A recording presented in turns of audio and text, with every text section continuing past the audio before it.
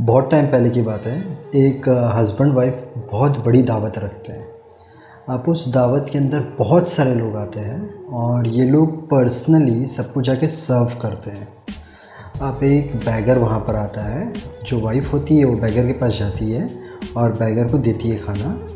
अब वाइफ़ की नज़र ऐसे करके बैगर के पास जाती है तो देखती है बैगर को और भागती है और रूम में जाती है।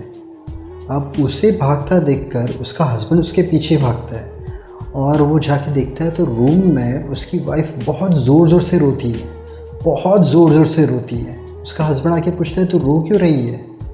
तो ये बोलती है नहीं कुछ नहीं। तो वो और ज़ोर ज़ोर से रोती है। तो ये बोलता है अरे तो इतना रोए जा रही है, बता तो सही तो रो क्यों रही है? तो उसकी वाइफ बोलती है जो बैगर है जिसे मैं खाना दे रही थी आपके पहले, वो मेरे हस्बैंड थे। तो ये बोलता है क्या? तो बोले मैंने आपको बताई थी ना कि मेरी इसके पहले शादी हुई थी। उसका हस्बैंड बोलता है कि हाँ मुझे उससे कुछ प्रॉब्लम नहीं थी, इसलिए मैंने बोला था कि मुझे तुम्हारा पास्ट नहीं जानना है। उसकी वाइफ बोलती है कि हाँ वो मेरे हस्बैंड थे और आज मैंने उन्हें देखी, वो भीख मांग रहे थे, मतलब खाना जिस हिसाब से उन्होंने लिया तो मुझे उन्हें देख के रोना आ गया। हस्बैंड पूछते कि क्या हुआ था एग्जैक्टली? तो उसकी वाइफ बोलती है कि आज जैसी हम दोनों ने दावत रखी है वैसी दावत उस वक्त मैंने और उन्होंने रखी थी।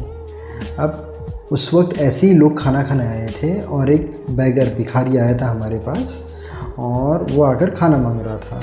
तो जो मेरे हस्बैंड थे, मेरे पति थे, उन्होंने उसे खाना तो नहीं दिया पर उसे डांटा, सबके सामने अपमान किया और वो हाथ जोड़ने लगा तो उसे धक्का मार के उसे भगाया। मैंने उन्हें बहुत रोकने की कोशिश की तो उन्होंने कहा कि ये लोग जो रहते हैं बैगर लोग गरीब थे, गरीब ही रहेंगे और ये लोग आके हमारी पार्टी ख़राब कर रहे हैं, हमने खाना रखा है, वो सब पर नज़र मारा। मैंने फिर से उन्हें समझाया ये सब मत बोलो। वो जो सामने भिखारी था तब वो रोते रोते चले गया। अब उसके बाद दूसरे दिन हमारी फैक्ट्री थी, अचानक फैक्ट्री में आग लग गई। फैक्ट्री में आग लगने के बाद हमारे जो गारमेंट के बिज़नेस थे वो ख़त्म हो गए। अब इनके सर पर इतना कर्ज़ा हो गया कि ये चिड़चिड़े रहने लगे और उसके बाद इन्होंने मुझे भी तलाक दे दिया। और तलाक देने के बाद मेरी आपसे शादी हुई तो आपने कहा कि मुझे तुम्हारा पास्ट नहीं जानना। आज अचानक मैंने उन्हें देखा, वो जिस तरीके से खाना मांग रहे थे तो मुझसे रहा नहीं गया और आंसू निकल आए। उसका हस्बैंड उसके सामने देखता है और बोलता है मैं तुम्हें और एक चीज़ बोलूँ?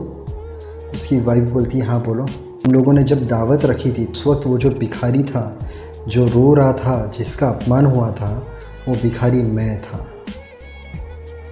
ये कहानी बोलने के पीछे सिर्फ एक ही मकसद है, ऊपर वाले ना ऊपर वाला, उसने किसको पैसे वाला बनाया, किसको गरीब बनाया, किसे दिमाग से तेज़ बनाया, किसे दिमाग से कमज़ोर बनाया, किसे शरीर से मजबूत बनाया, किसे शरीर से कमज़ोर बनाया।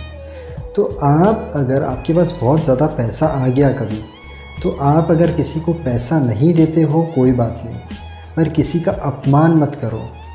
ये हमारी जो टंग है ना, टंग, उससे हम दुनिया जीत सकते हैं और बर्बाद भी हो सकते हैं। हमेशा आपके पास कितना भी पैसा आ जाने दो, किसी की बद्दुआ मत लेना। ये जो बद्दुआ है ना, बद्दुआ इंसान को बर्बाद कर डालती है। आपके पास जितना ज़्यादा पैसा आता है उतना ज़्यादा हम्बल बनो, काइंड बनो, जितना हो सकता है अच्छे काम करो, लोगों के साथ अच्छी तरीके से रहो। Thank you so much, God bless and wish you a very happy life.